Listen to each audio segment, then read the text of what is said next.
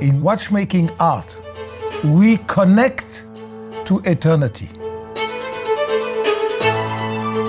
We are the artisans of giving birth to a product with a soul, with a product with love.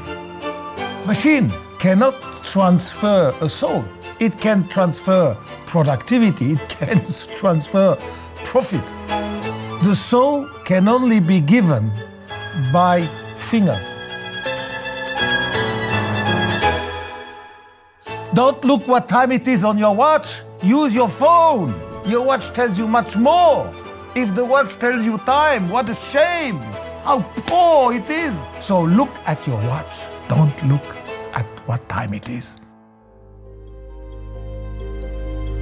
I see this new movement going on from the young people.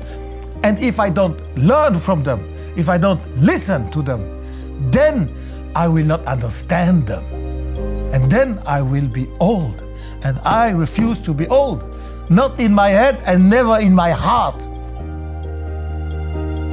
We must become conscious that we live in an ecosystem where everything is interconnected. If you don't respect flowers, if you don't respect animals, that is like if you wouldn't respect yourself. A shame if you don't respect yourself. Never forget, we are all one.